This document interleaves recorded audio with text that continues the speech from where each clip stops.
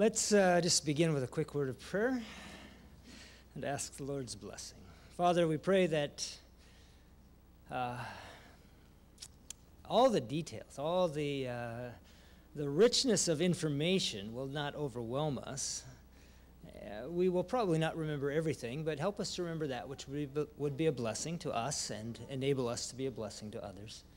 I pray that now as I seek to close the topic a little bit and provide a direction and a way forward, I pray that you would help us to tie off the loose ends and make it manageable in our minds. In Jesus' name we pray.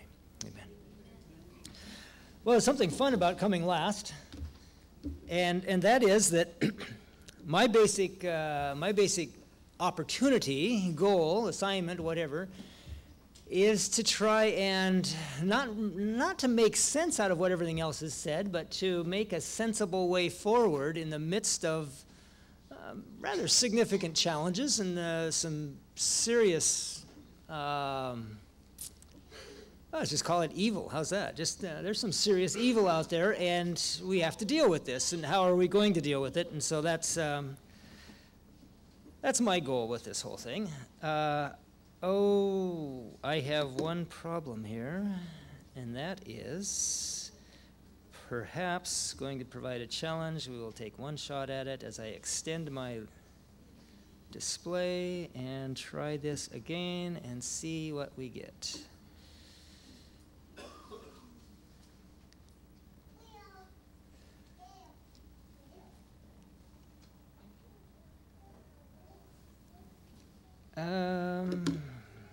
Audiovisual experts. Would anyone care to tell me what I'm needing to do here?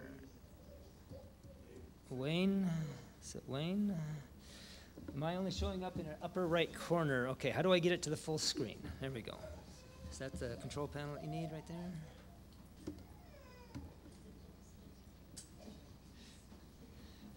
Technology is really good when it technologizes. Okay. Okay. This is it's a pretty good system they have here, but it is unusual. I just hope my computer can connect to anything else after I'm done with this one. But anyhow.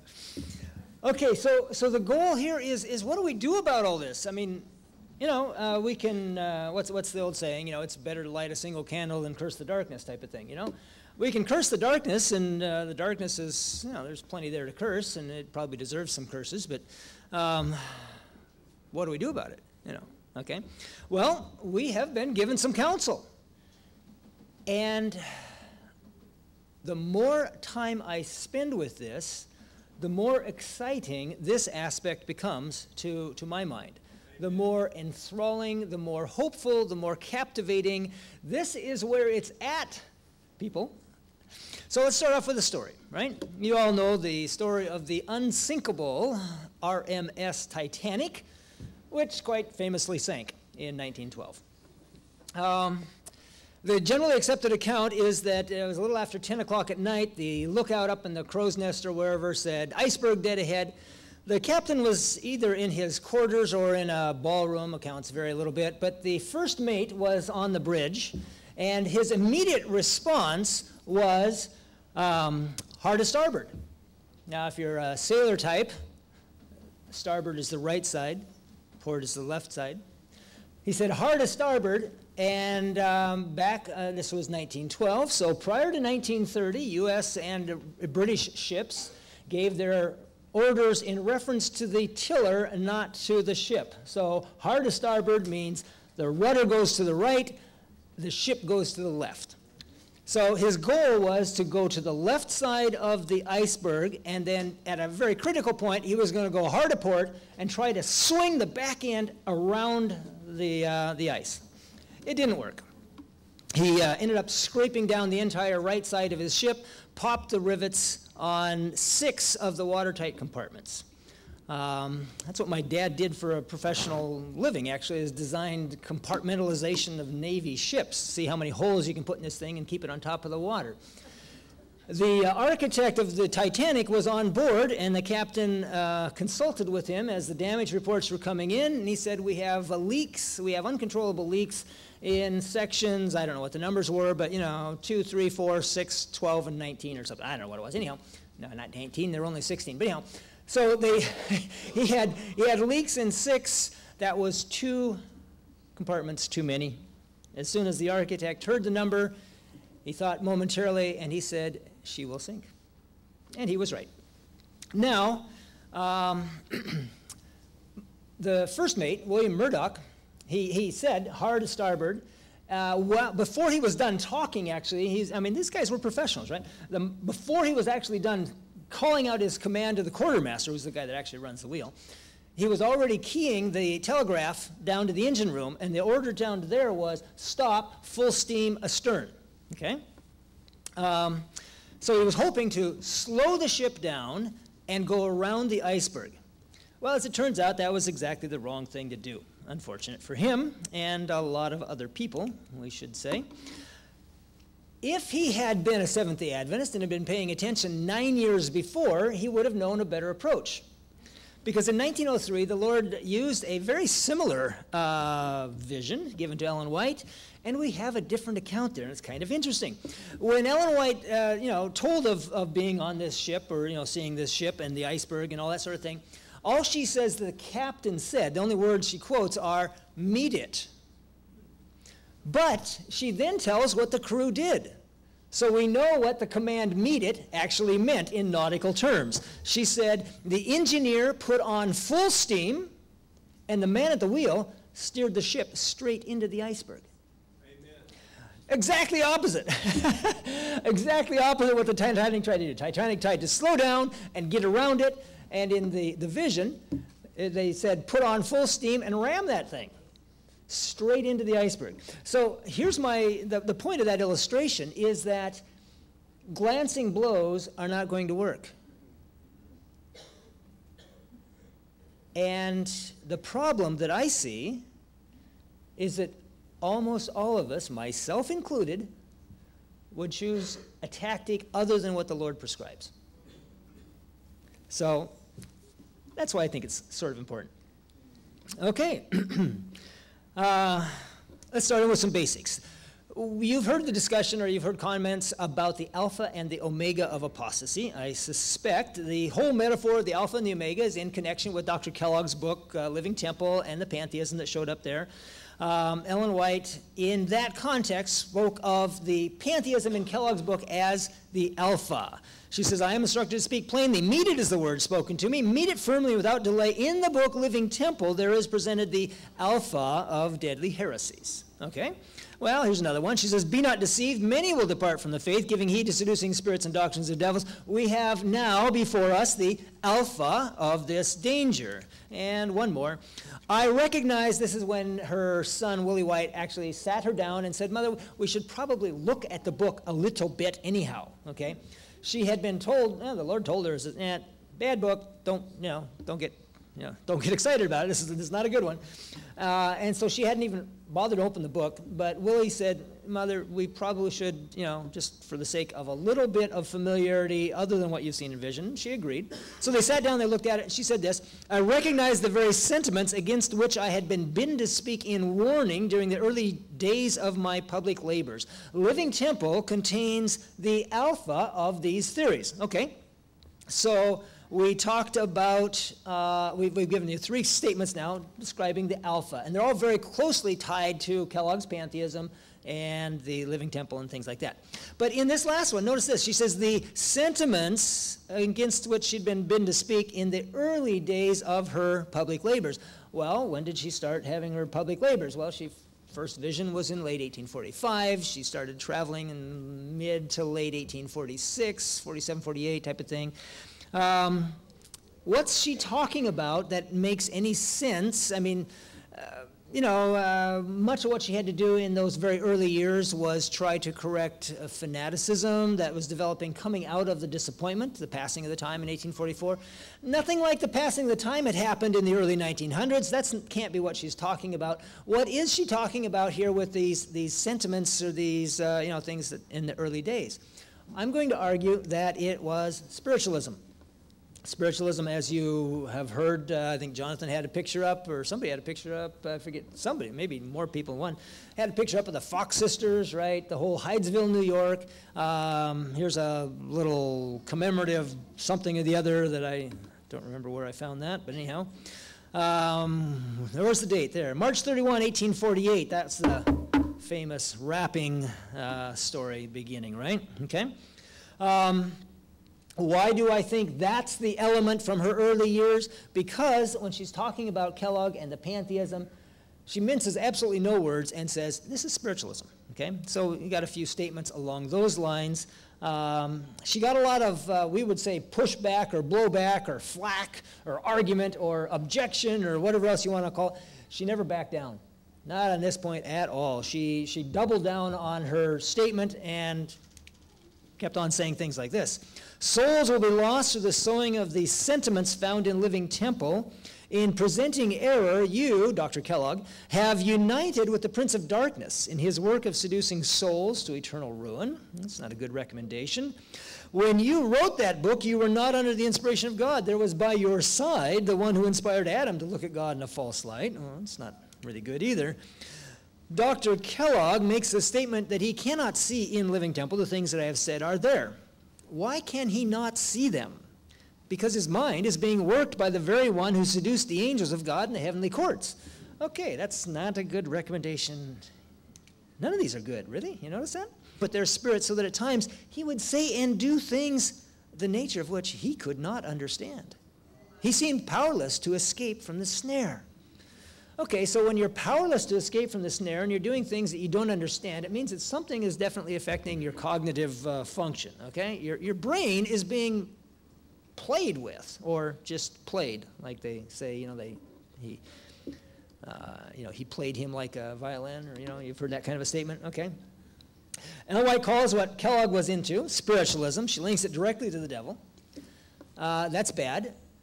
But our focus is what to do about it, not just how bad it is. And so we have to keep that in mind and keep going on a few more things. So far, we've really only looked at some very, very basic facts, but there are some clues in the context of even these very few statements that we've already covered that tell us some things about how to deal with it. So let's take a look at this. The grayed out section is what we already read. And then you see there's an ellipsis there, but in the same context, on the same page, she says this, I knew that I must warn our brethren and sisters not to enter into controversy over the presence and personality of God. The statements made in Living Temple in regard to this point are incorrect. Now just something just happened? Okay, anyhow, just think of this. Here is the prophet of God. She says, the statements made in Living Temple are not correct. But don't argue about them. Read the sentence before.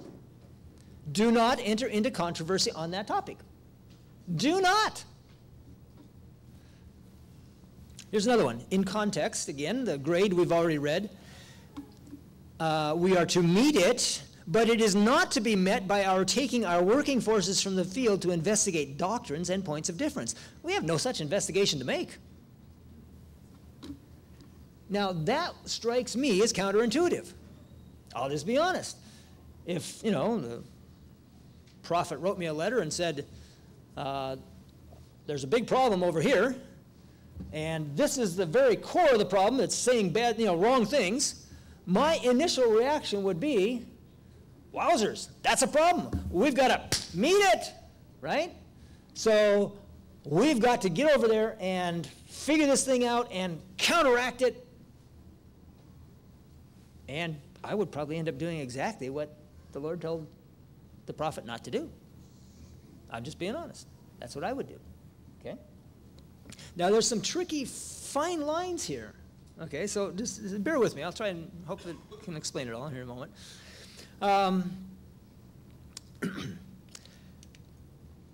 Notice this. She says, one another come to me, asking me to explain the positions taken in Living Temple. I reply, they are unexplainable. We need not the mysticism that is in this book. Okay, so now, words are tricky things sometimes.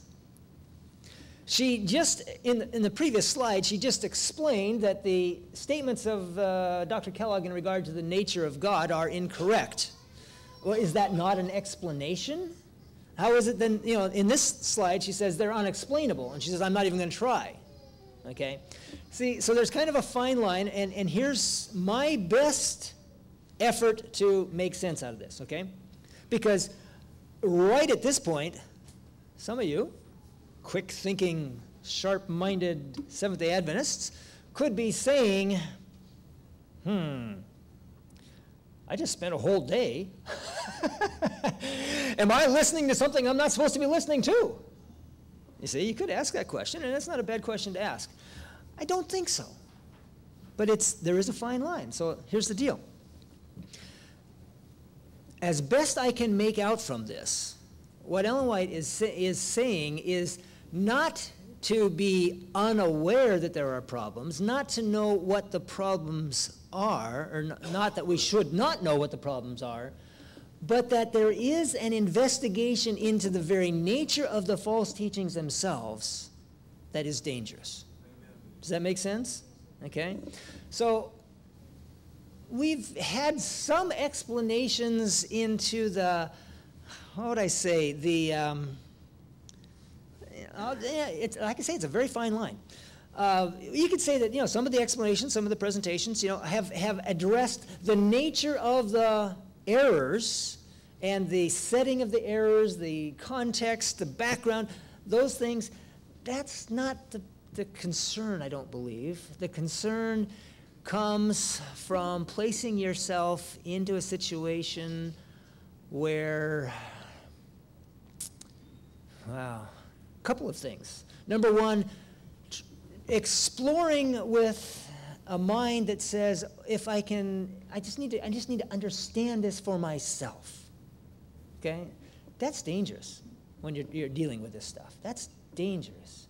I need to get to the bottom of this. I need to know really what they believe. And the point is that at some point these beliefs become so hazy and fuzzy that they just confuse. They don't resolve to anything solid. And that's exactly the whole point. That's part of what Jonathan was saying. It doesn't matter. You have these guys in the room, and they're talking about Proposition A and Proposition B, that whole Hegelian dialectic thing, He said, if these guys will come to a synthesis, these guys over here will come to a different synthesis, and they're both good, right? Well, that's intended to confuse you.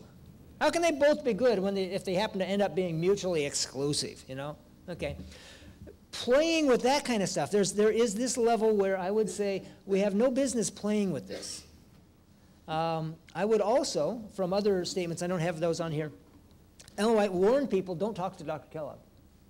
She herself was told in the General Conference in 1903 that she should have no conversation with him.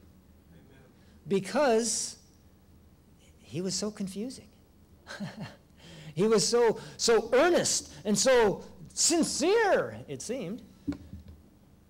And in fact, a statement back a bit said that he was doing things that he didn't understand the nature of. He was being a tool of the devil. And so the Lord told her, says, have no conversation. Don't even talk to the guy. Stay away from him. Okay, well, let's see. Let's go on a little bit. Okay, so we're talking about the alpha and the omega, but so far only we've talked about the alpha, so let's go touch on some of the omega things. And in the context of the quotations we've already used, we can find a little bit about the omega. There's not a lot, okay? But here's what we do know directly. Again, the gray we've already read. She says the omega will be of a most startling nature. I think that's probably been on the screen before here today someplace. The omega will follow and will be received by those who are not willing to heed the warning God has given. Okay, notice that. There is a warning. Disregard the warning, you're cooked. It will be received if you disregard the warning. So we want to be kind of clear on what that warning is, right? And she says, I knew that the omega would follow in a little while, and I trembled for our people. Well, you know what? Those are the only three things that she really tells us about the omega. Right there, all three of them. It's startling. It will suck in those who ignore the warning. And it's coming in a little while, and she trembled. That's not a lot of information. How are we supposed to figure anything out from that? You know, that's just not much. It sounds scary, sounds dangerous, but how do you understand? Well, there is another way. Let me illustrate it like this. Suppose I said to you, if you go exactly 3 miles straight north, you'll end up at my house. Would that be true? No? Can you guarantee it would not be true? No. What's it depend on? Well, yeah, either where I live or where you start. Okay. If you start out 3 miles south of my house, then it's true. Okay. Now, maybe you've never seen my house before. You don't know what it looks like. But if I told you, you go 3 miles exactly due north, and you'll come to my house, well, you would be able to tell which house it was. I mean, you know, if they're not like, row houses or something, that might be a little complicated. But, you know, out where I live, trust me, there's no other houses for a while around. So you come 3 miles north on the road. There's no way you can do that because the road's like this. But, you get the idea, right? By relationship from a known point, understanding the relationship can take you to an unknown point and tell you something about it. Does that make sense? You kind of follow with me? Okay, so what we're looking at here is the relationship between the alpha and the omega, okay? In about the 1920s, the idea became prevalent within the Seventh-day Adventist Church that the relationship was one of opposite, okay? And it went like this. The alpha, as you probably know, is the first letter of the Greek alphabet, right? Alpha, beta, gimel, ain, right? Alpha, beta, that's where we get the name, alphabet. So alpha is like an A. The omega is like a Z. And if I were in Canada still, I would say Z. But anyhow, so in about the 1920s, the idea was they're opposite extremes. And so in the 20s, 30s, 40s, and maybe 1 or 2 in the 50s, we had about a dozen different ideas that came up, seriously suggested by good, righteous, knowledgeable individuals in the church, and said, this is the alpha, and this is the opposite. This must be the omega of apostasy. Well, you know what? I think probably in most of those cases I would agree that they were pointing to an area of apostasy. I would argue that it did not turn out to be the omega, okay? But that was the thinking, pretty much. Now, reasoning from opposites is actually very tricky, okay? Suppose I asked you, what's the opposite of your cat? You might think that the opposite of a cat, a common answer would be a dog, okay? No. Actually, the opposite of a cat is a giraffe, because cats are like really low and giraffes are really high. So, sorry, you're wrong if you said dog. On the other hand, the opposite of a cat could possibly be a blue whale, because cats don't like water, and blue whales really spend a lot of time in the water. So my point is that reasoning from opposites is really a precarious way to reason anything, okay? It's probably kind of spooky to do that. But we went along for 60 years, pretty much, before that became obvious. And it didn't really become obvious. Actually, it's kind of funny. It's strange how the Lord works these things out. In 1987, I was asked to write an article on the alpha and the omega of apostasy. And so I started researching it. And just a month before, do any of you remember that big, monstrous Ellen G. White concordance on laser disc? Any of you have any experience with that thing? Bless you, you avoided it. It was a killer, okay? It was a concordance of the spirit of prophecy. Some guy, and I've never found out who did this, and one of the very few well-kept secrets in Adventism, but some guy paid a whole bunch of little Filipino secretaries to type in the spirit of prophecy, and he ran this thing through some big mainframe computer someplace and printed out a single copy of like a Strong's concordance for the spirit of prophecy, okay? And then he took a picture of every one of these pages, I don't remember how many gazillion pages it was, and put these things, like every picture was a frame on these big laser disc things, and you had to have this gunky looking big old machine, you'd spin it up to frame number 5,872 and freeze it on that frame, and then you could read like a Strong's concordance. You couldn't read Desire of Ages. It wasn't there. But it was just like a concordance. But you know, there's 4 words before and there's 4 words after. And you can rebuild the whole Bible from a Strong's Concordance if you're really, you know, really determined. That was the first time we've ever had any, what would you say, computer-assisted searching capability for the spirit of prophecy. And so being a young buck and a hot on the trail of investigative reporting, I made use of it.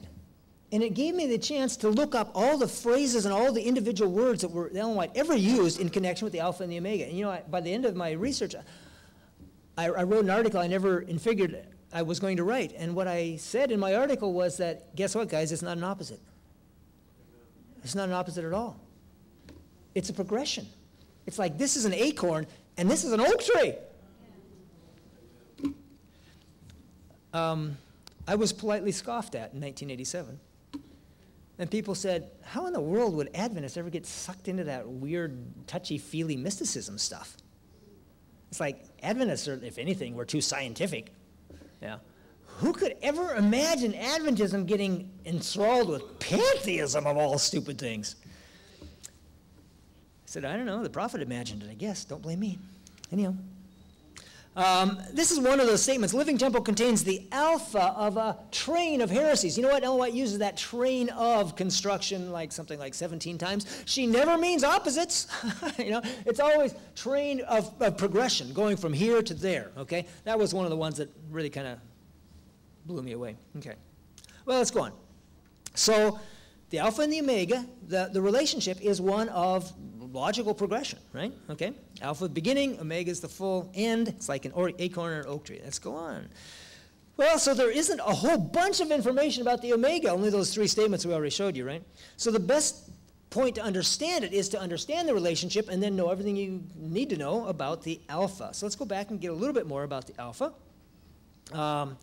It's not a happy picture. The most obvious problem was pantheism. You've all heard that discussion, right? As a result of that idea, all men and women, saints and sinners alike, became at least partly divine, right? Because God was everywhere. And as Kellogg put it, the heavenly sanctuary was wherever God is.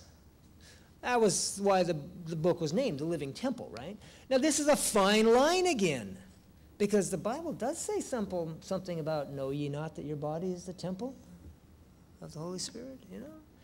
So, yeah, there's a little fine slicey dicey going on here, trying to sort this out, okay?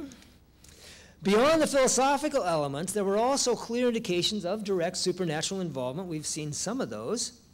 Here's another one. Again, we've read the gray stuff. She says, the developments of these last days will soon become decided. When these spiritualistic deceptions are revealed to be what they really are, the secret workings of evil spirits, those who have acted a part in them will become as men who have lost their minds. Now that's not sounding good. As I am shown special things of Satan's science and how he deceived the holy angels, I am afraid of the men who have entered into the study of the science that Satan carried into the warfare in heaven. How I have longed to be where I should not be compelled to see the same science practiced on this earth. When people accept the bait, it seems impossible to break the spell that Satan casts over them. Because the enemy works out the science of deception as he worked it out in the heavenly courts. Fascinating. Well, a couple of quick things here. Remember this, when they accept the bait. What is the bait? What is the bait? And I'm going to argue just kind of wing shot argument for right now. The bait is this overpowering experience of direct contact with the supernatural. That's what seems to be so addictive in their own writings. Once you have experienced this, once you have had the true contemplative prayer experience, and the Lord has flooded your entire being with his glorious presence. It's, what was the term Jonathan was using? Experiential, right? You hear about, oh, I'm looking for a more authentic spiritual experience. You know, authentic is a code word for personal emotional content. Okay? We are geared, our society gears us for this desire for direct personal emotional involvement. Okay? Just watch the evening news. You know, anytime there's a tragedy, catastrophe, something happens.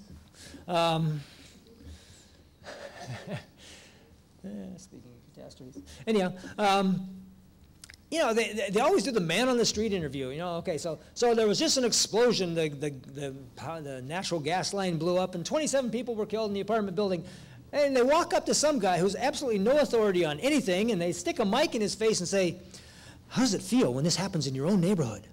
What does that add to the story? You know, I mean, hopefully it feels bad. You're going to worry if the guy says, "Oh, that's pretty cool. It's the first time we had any attention over here for months." You know, it's like, you know, that's not good. Okay, what is the point of this constant emphasis? I mean, who was it? Somebody else mentioned Oprah, whatever her name is.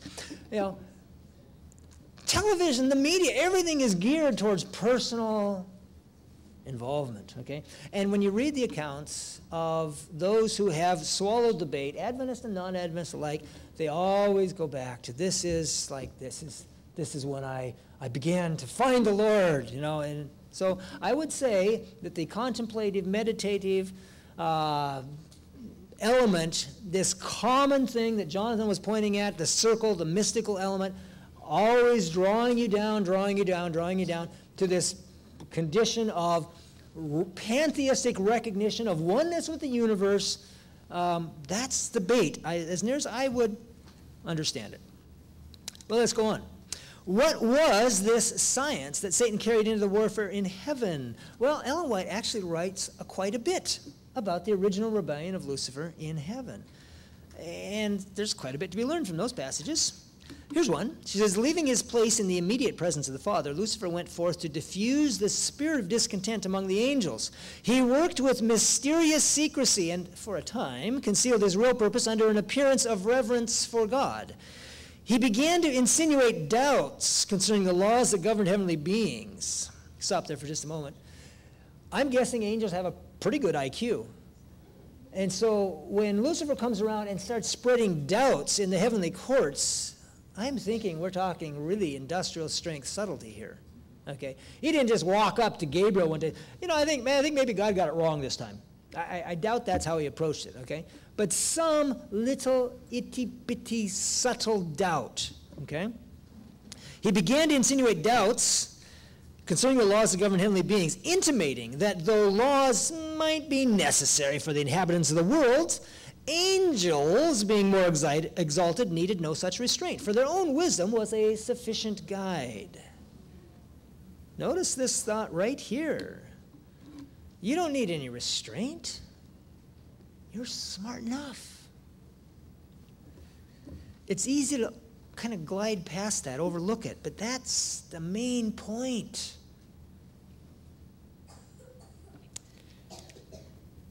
Satan's basic sales pitch is the same today. The pantheism, theosophy, mysticism, and New Ageism, and whatever else you want to call it, Hinduism, you know, Taoism, you know, they're, like Jonathan was showing, you know, they all come together in the middle, right? So anything you want to name it, all promotes the concept of a divinity within. Spiritual progress is thought to be a matter of developing the goodness within ourselves rather than seeking the righteousness of Christ. Once this bait is taken, there's no reason to listen to any outside source that conflicts with our internal divinity. I mean, what do you know, really? Somebody's going to come up and argue with God? You know? I mean, I have this inherent divinity within me. I know what I know because I felt it in my very soul. You can't argue with that. There's certainly no need for the Bible or spirit prophecy under those circumstances. I mean, you know, hey, I'm God, right? Let's go on. Another statement. Spiritualism declares that there is no death, no sin, no judgment, no retribution, that men are unfallen demigods, that desire is the highest law, and that man is accountable only to himself. The barriers that God has erected to guard truth, purity, and reverence are broken down, and many are thus emboldened into sin, or in sin. Now, this is a fascinating statement. Somebody else, I don't remember who it was, I appreciated it. Somebody else kind of stole my thunder on this one. But, you know, when Adventists think spiritualism, they think, you know, fuzzy Aunt Margaret coming back from the dead in the middle of the night, right? That's not good. Okay, and I'm not mocking that. I'm not minimizing that. That is a form of spiritualistic evil. But that's not the root. This philosophical stuff is the roots of spiritualism. We tend to ignore that somehow. It's still the same today. A few months ago, there was a particularly blatant illustration of this, and I don't know, I debated whether this was worth including, but I thought, you know what, just for the sake of documentation on this one, maybe it's worth the point. Remember what Ellen White just said. Let me back up. Look at that one more little, oops, that went the wrong way. Back up there, and look at that just a little bit there, you know. Man is accountable only to himself, right? No judgment, no sin, no da-da-da-da. Okay, all that sort of stuff. Okay, so in December, actually, there was an organization called the Satanic Temple of Detroit, I think it was, something like that. And they released a video. You can find it on YouTube if you want to. It's kind of, whatever, anyhow. So I'm going to give you a few screenshots and some of the comments made by their spokesperson, right? So here's a cut from their video. On December 19, 2015, the Satanic Temple of Detroit held a ceremony on the steps of the state capitol in Lansing, Michigan. Okay. This was the nation's first state-sanctioned satanic ceremony in history. Okay, so I guess that's progress. Now, okay, come on. These are Satanists. So when do they have their big public press announcement? Midnight type of thing, probably. I don't know. It's nighttime. I don't know, midnight or not. There was a certain amount of pomp and ceremony and a little pandering to the camera, right? Notice the flags. Where'd they get the black and white old glories? You know, I mean, did they make them up special themselves or something? And where'd that come from, right? They had to play up the shock value, you know, they're all dressed in black, you know, harsh makeup, that kind of stuff, right? You know, these are Satanists, you know, they got an image to maintain, right? That's not important. That's the aesthetics, right? The theatrics. What's important is what they said. So this pleasant-looking female here was the spokesperson for their group. She said, "Hail, comrades, hail, sisters and brothers, and hail, Satan. We are gathered here to celebrate the spirit of humanity. We commemorate our own Genesis, the enlightenment of all humanity, the revelation of our nature as written in the annals of history, a gift from Lucifer, the light bringer, the morning star, and the rebel." And she had a little twist on the enunciation of rebel. They like that aspect. That's something they're kind of fond of. So it was said with a certain amount of auditory appreciation, shall we say. She went on.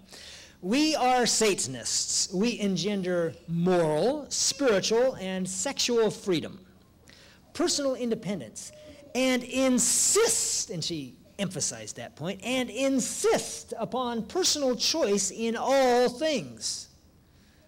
Hello? What did Ellen White say? Desire is the highest law? You know? You don't need a law to tell you what to do. You're smart enough to know what's best. We insist on personal choice in all things. If you stand here today and embrace your fallen human nature and are free-thinking, self-governed, and godless, you too are a Satanist. It matters not if you are a Baptist or a Methodist, I would stick in Adventist, a Muslim, or if you are faithless. Notice what it qualifies in their minds to be a Satanist. There's nothing, I mean, you didn't have to, you know, spill any blood or swear on the Satanic Bible. All you have to do is insist on having your own way. You see, we are not anti-Christian. I mean, they're practically friendly, right? Yeah. We are not anti-Christian. We are not anti-religion. But we are anti-degradation and anti-oppression. What would be oppression? Anything that tells them what they have to do. Like maybe 10 Commandments, for instance. Okay? All hail the eternal rebel within all of us. To liberty, humanity, and justice. To the satanic emancipator and the end of repressive tradition. That would be Judeo-Christian culture, probably. Okay. Hail Satan, hail Satan, hail Satan. Okay, great. Give or take. It's great because it's clear, at least. I would not have anticipated them to be confirming Ellen White with such precision. Okay. Again, we think of Satanism or spiritualism or something, and what would we do about it? Well, how do you counteract Satanism? I mean, Satanism is spreading through our country. How do you stop it? Well, you might think, well, we could tell everybody about the unholy rituals. Maybe they engage in child sacrifice or something. People have been saying that for hundreds of years, right? That didn't stop it. Okay. Maybe we just hope that it's freaky enough that it'll scare people away from it. You think so? After Hollywood? Come on. There's nothing freaky on this walking the streets today, not compared to Hollywood. None of that stuff has won the war with Satanism in the past. Whatever degree it did work, it's gone now because of the media, right? The only way to deal with this, the only way to strike at the heart of the iceberg is to understand the heart of the problem. So notice what she says here. Be not deceived. Many will depart from the faith, giving heed to seducing spirits and doctrines of devils we have now before us. The alpha of this danger, the omega, will be of a most startling nature. Now, we've seen this passage before, and with two other similar passages, the ones that talk about the omega, right? There are only 3 of those. And you can see the reference here is to Selected Messages, Book 1, okay? I give the common reference in case you want to look it up. But it's actually from another publication originally. This was back in the day when long titles were in, okay? So the original publication is actually Testimonies for the Church containing letters to physicians and ministers giving messages of warning and words of counsel and admonition regarding our present situation. That's the title, okay? It was a little pamphlet, probably 64 pages or something like that, I forget exactly. It was published in 1904 as a direct counteract against Kellogg's Living Temple, which came out in 1903. Fortunately, for the sake of researchers who like to refer to things like this and don't like long titles, it's also known as Special Testimonies Series B number 2. So that's a lot easier to handle. Okay, so with that context in mind, I just want to pull up a few other lines from that original source, right? Just a few lines down from this. In the original source, it says this. The life of Christ is to be revealed in the lives of his followers. In all his public and private acts, in every word and deed, practical godliness was seen. And this godliness is to be seen in the lives of his disciples. God has shown me that the lives of believers are to reveal practical righteousness. Well, yeah, that sounds good. But, okay, I'm a kind of a jaded sort of a guy, and I'll be honest, I could read that and not even bat an eyelash. What did it tell me? It told me I'm supposed to be sweet, kind, and loving. Next. Keep reading. There's got to be something good here, right? This is the good stuff. This is God's chosen means of combating the omega of apostasy. It's in that publication for a reason, okay? This revealing of the life of Christ is exactly the opposite of spiritualism's demand for the acceptance of rebellion and independence. This insistence of personal choice in all things, that's what Satanists want. Revealing the life of Christ is the surrender of all things. It's exactly the opposite. When we go back to the full text of that original publication, that Series B number 2, right at its very beginning, there's another passage where Ellen White discusses that sort of thing. She says, "The Lord has given me this message for our churches. Cry aloud, spare not. Lift up thy voice like a trumpet, and show my people their transgressions, the house of Jacob their sins. The whole of the 58th chapter of Isaiah is to be regarded as a message for this time, to be given over and over again. The 58th chapter of Isaiah. That's interesting. But what has that got to do with fighting the omega of apostasy? I mean, come on. Isaiah 58 is like that. It's that medical missionary chapter, right? All sweet, kind, loving. That's nice, charity. It's all good, right? But we're talking life and death here. This is the omega of apostasy. How are we supposed to fight that? This is war. We need some really serious ammunition here. And the point is, Isaiah 58 is God's heavy artillery. Amen. It is the answer. It's the thermonuclear weapon that will blow Satanism to smithereens. Okay, that wasn't elegant, but it gets the idea across. Let me quick share a list. This is pulled from a different sermon that I really don't have time to give here right now. The sign of our at-one-ment with Jesus, the evidence of his messiahship, the prerequisite for the latter rain, the glory of the Lord in a loud cry. It's what Laodiceans lack. It's the last call of the supper. It's apostolic power to reveal God's character. It's the basis of the judgment, and it's the catalyst that closes probation. What is all that? Isaiah 58, medical missionary work. Okay? All of that comes out of Isaiah 58. It's equated in one form or another, one way or another, in the writings of the Spirit of prophecy and Christ's words in the Gospels. Okay? Medical missionary work is the work that Jesus did and left for us to do. Now, quick word of disclaimer here. We are poorly conditioned, mentally conditioned by our society and our culture. Don't even try it. And so, when I say medical, you immediately think doctor or nurse.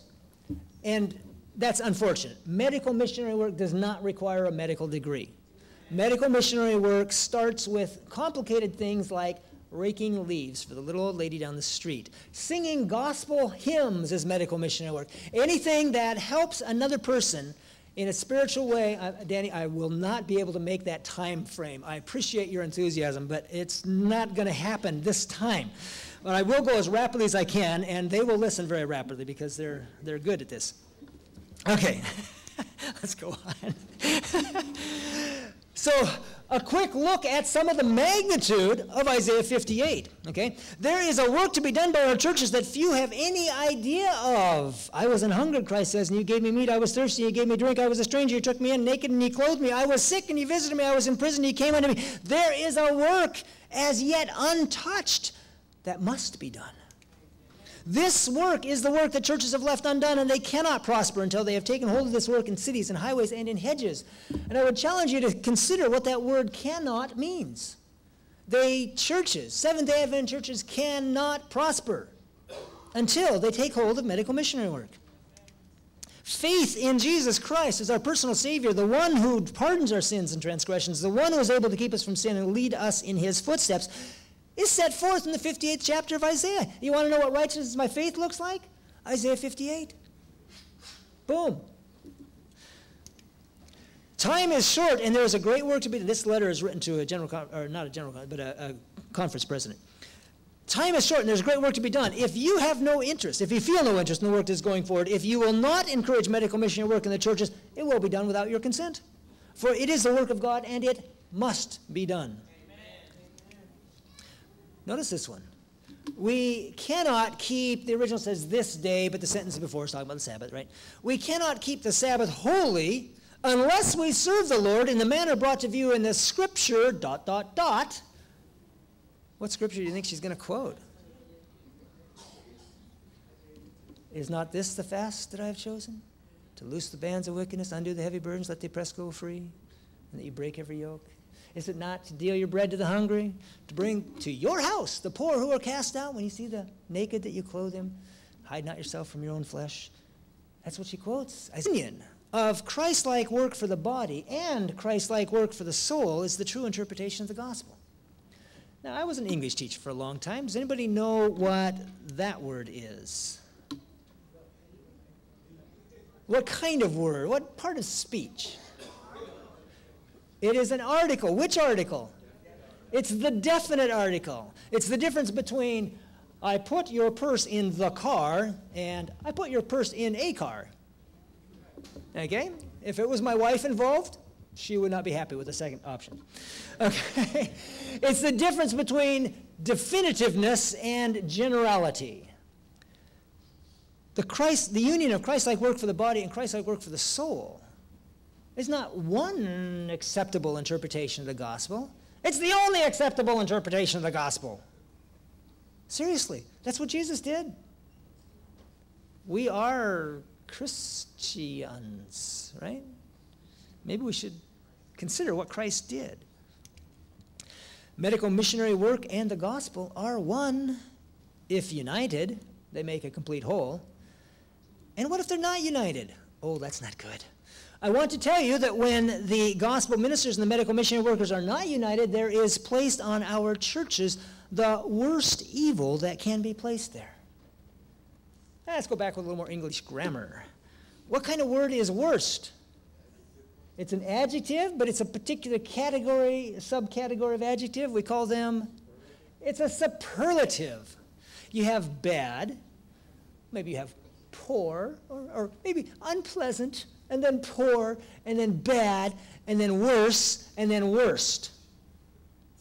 And the line stops there. Is she serious? I think she's serious. The worst evil, not just the bad one, the worst evil placed on our churches. And without providing any real documentation on this, we've been there for 11 years, if I had to pick a date. Let's go on. Christ's ministers must stand in an altogether different position. They must be evangelists. That's good. They must be medical missionaries. Ooh, that's different.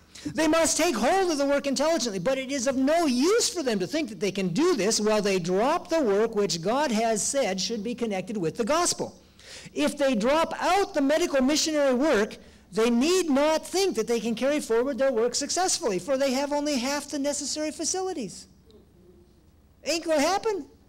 Now, again, that doesn't mean that, every pastor needs to be doing appendectomies. That's not what I'm advocating here. I mean, I'd love to do one myself, but, it's probably better that I don't. Medical missionary work takes many forms, and some of them are very simple. Why? Because there are very simple people like me that just, are not going to be doing appendectomies anytime soon. Okay. Again, fighting the omega. I know this probably seems like I'm way off on a tangent, and my job right now is to draw this all together so it makes some sense to you. I'm going to use 3 basic lines of reasoning here, and because we just did a little crash course on Isaiah 58, and I think these all point in the same direction, okay? First one is what I call good Kellogg, bad Kellogg. We'll talk about that in a little minute. Most people, most Adventists, all they know about Kellogg is he went into pantheism. He was a bad guy. What they don't know is the earlier years when he was, and I don't say this sarcastically, in a very real sense, he was God's gift to the Seventh-day Adventist Church. The Lord had many things in mind to do through the skill and talent that were given to Dr. Kellogg. We'll see that. Second line of reasoning is the core positions of the omega of apostasy and the counteraction of it. And the last one is the predicted end of the omega. Okay? So let's just jump in. Good Kellogg, bad Kellogg. Ellen White says, when I heard that Dr. Kellogg had taken up the medical missionary work, I encouraged him with heart and soul because I knew that only by this work can the prejudice which exists in the world against our faith be broken down. What does the word only mean? Only by this work. Means there is no other way to do it. If you have a big problem and there's one way to do it and everything else is wrong, which one would you want to try? It's very common that there are more wrong ways to do a job than there are right ways. And if there's only one right way, I think we should give it a shot. It goes on. Medical missionary work is the pioneer work. It is to be connected with the gospel ministry. It is the gospel in practice, the gospel practically carried out. I've been made so sorry to see that our people have not taken hold of this work as they should. Dr. Kellogg has been carrying too heavy a load, and our own people have been standing by, warring against him. His work has been made heavier and harder because of the lack of sympathy shown by those who ought to have seen the importance of the work he was doing. Now, this is something that is lacking from our collective denominational sense of history, okay?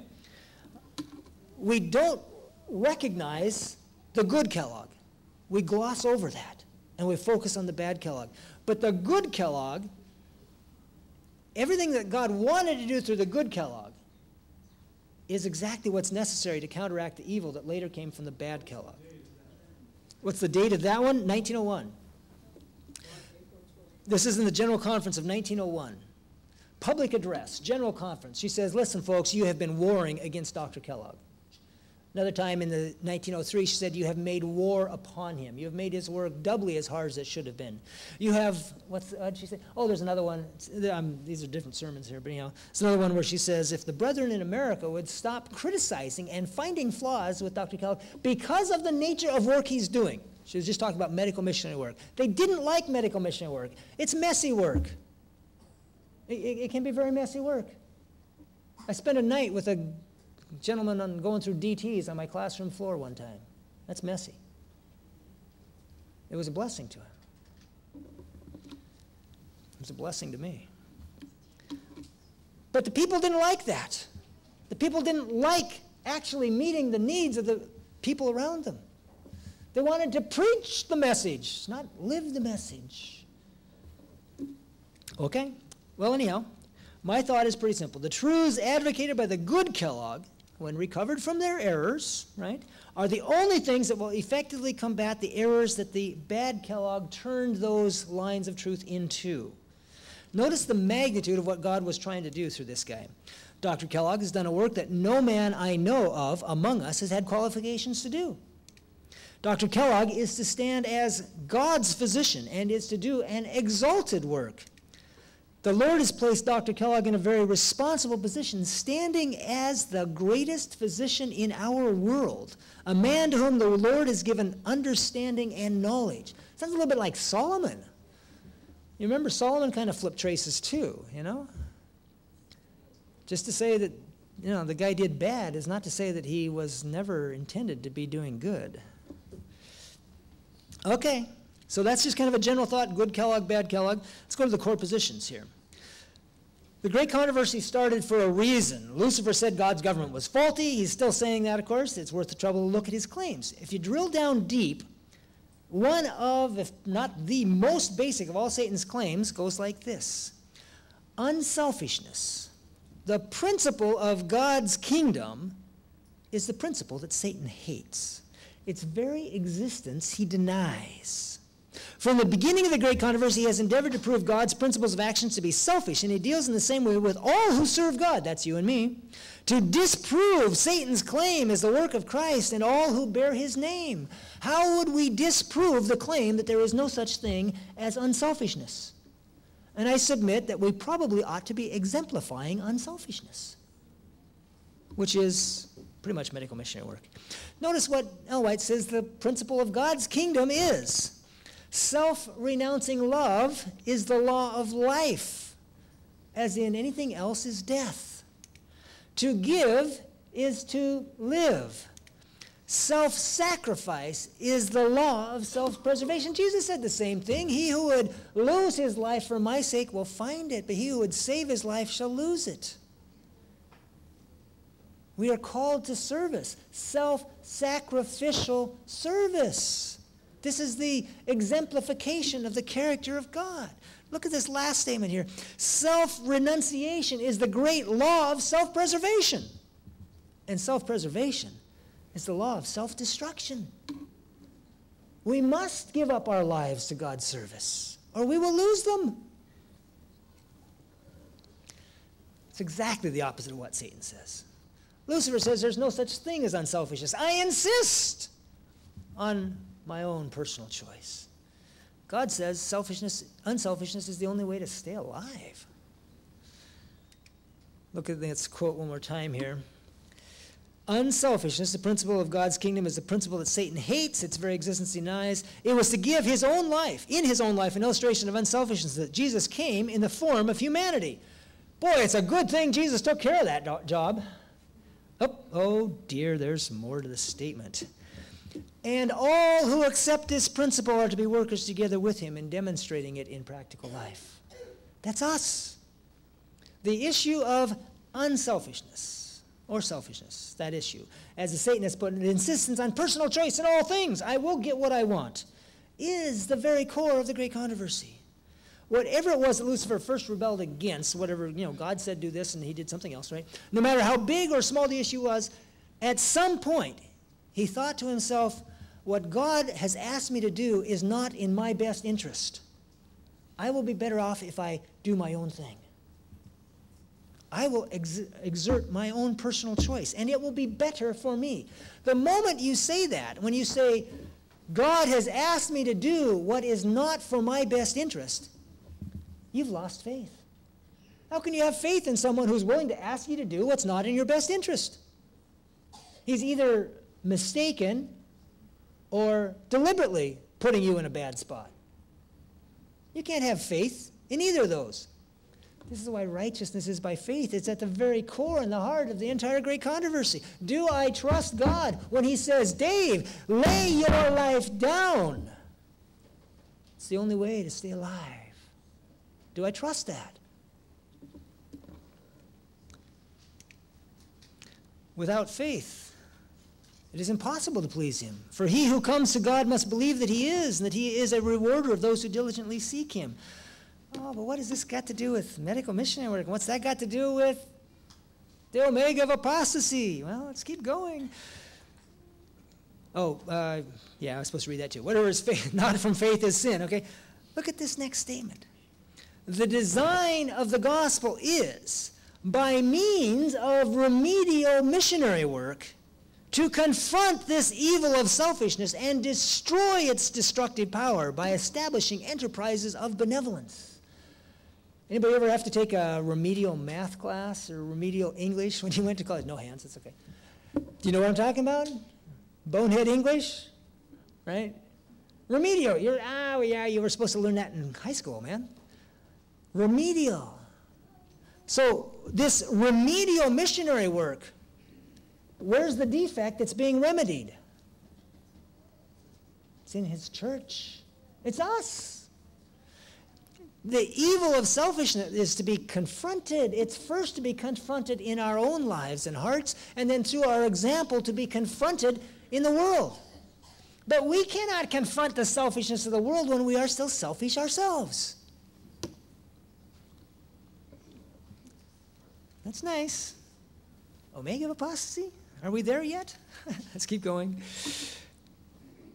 The truth for this time, the third angel's message, is to be proclaimed with a loud voice, meaning with increasing power as we approach the great final test. Now I'm going to argue here, and you could object to this if you want, but I'm going to argue that we're talking about the omega of apostasy, the last letter in the alphabet, right?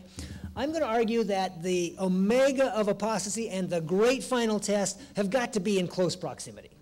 If they're not identically the same thing, they are at least in close proximity in terms of time. That's my argument. If you don't agree with that, then this won't be persuasive, but that's fine. Statement goes on, says, this test, the great final test, must come to the churches in connection with the true ... And all the Seventh-day Adventists would say the true. If you've not been warned in advance, it's perfectly rational to think the true Sabbath. After all, we know, mark of the beast, right? Sabbath, Sunday. That's true, but it's not what this statement says. This test must come to the churches in connection with the true medical missionary work, a work that has the great physician to dictate and preside in all it comprehends. Notice, the great physician does not ask us what we want to do. He dictates. Satanists would not be happy with a dictator because they insist on personal choice in all things. How can you be happy with a dictator? When you trust him, because you know that he is all-wise, all-powerful, and all-loving. And he will never ask you to do anything that is not for your best good. In other words, when you have faith in the dictator, It's not a yoke of oppression.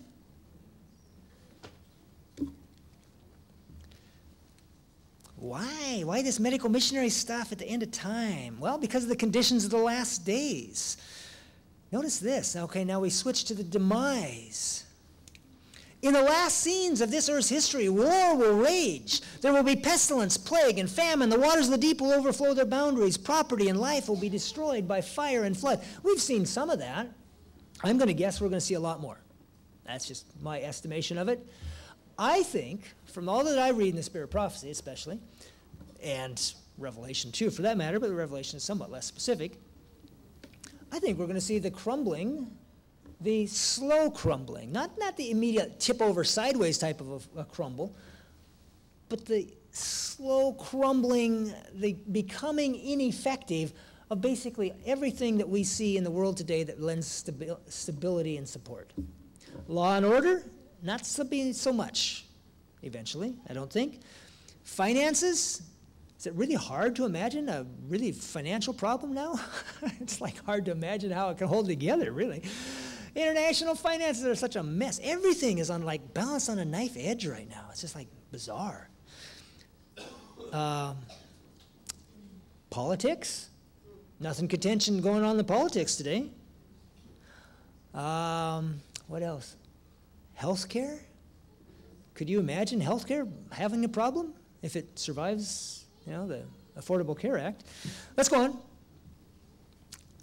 I think everything's going to be a mess, and Ellen White, through the Lord, through Ellen White, kindly gives us some good advice. She says, as religious aggression subverts the liberties of our nation, those who would stand for freedom of conscience will be placed in unfavorable positions for their own sake. What does that mean? It means do this if you're smart. It's good for you, okay? Just trust me on this one. It's a good thing, okay? For their own sake, they should, while they have opportunity, become intelligent in regard to disease, its cause, prevention, and cure. And those who do this will find a field of labor anywhere. There will be suffering ones, plenty of them, who will need help, not only among those of our own faith, but largely among those who know not the truth. Now, here's where it gets into a certain amount of medical in this medical missionary stuff. But you know what? Here's what's cool about that. Ellen White consistently encourages two categories of medical response. She speaks of rational remedies, which are ones that genuinely make sense. If I have an appendicitis, surgery is rational. Okay? I hope you agree with that. I'm not going to argue it if you don't. Okay? But surgery is not a natural remedy. Ellen White doesn't use the term natural remedies that often. She uses it a few times. More, she speaks of rational or simple remedies. Why simple remedies? Because there are simple people like me who may not be a physician or a nurse or anything else. You can learn simple remedies. Why? Because they're simple. Let's go on. The Omega's predicted demise. Okay, one thing to remember is that the Omega, operating under more or less the same circumstances as God's people, will be doing a similar work. Here's what I want. What I've been doing is I've been making a case for God's people doing medical missionary work. The forces of the Omega will be doing medical missionary work, and they will be ahead of us. Okay? Notice this statement. This is what Ellen White wrote about Dr. Kellogg's apostasy and what she said would happen if it had gone forward a little bit further. The enemy of souls has sought to bring in the supposition that a great reformation was to take place among Seventh-day Adventists, and that this reformation would consist in giving up the doctrines which stand as the pillars of our faith and engaging in a process of reorganization. Were this reformation to take place, what would result? A system of intellectual philosophy would be introduced. Okay. The founders of the system would go into the cities and do a wonderful work. Medical missionary work. Kellogg was into that, okay? Jonathan was talking about missional, right? Remember missional? It's like the Peace Corps with no gospel to it, okay? The Sabbath, of course, would be lightly regarded as also the God who created it. Nothing would be allowed to stand in the way of the new movement. The leaders would teach that virtue is better than vice. That's nice. But God being removed, they would place their dependence on human power, which without God is worthless. Notice this, human power, okay? When the world is crumbling around you, how much is human power worth? And the point is, it's going to hit the wall, as the saying goes, okay? Here's my inelegant illustration. It's a two-horse race. You've got God's people doing medical missionary work representing the character of God, the true interpretation of the gospel. You've got the forces of the Omega doing medical missionary work, but not representing God's character, not upholding his law. But it looks a lot alike. But there are limits to what human power can do. And the next sentence tells us what happens to the Omega. Their foundation would be built on the sand, and storm and tempest would sweep away the structure. What is this an allusion to? The wise man built his house upon a rock. Right? We're talking two houses here. I'm right there, Danny. I am right there. Yeah, I'm right there.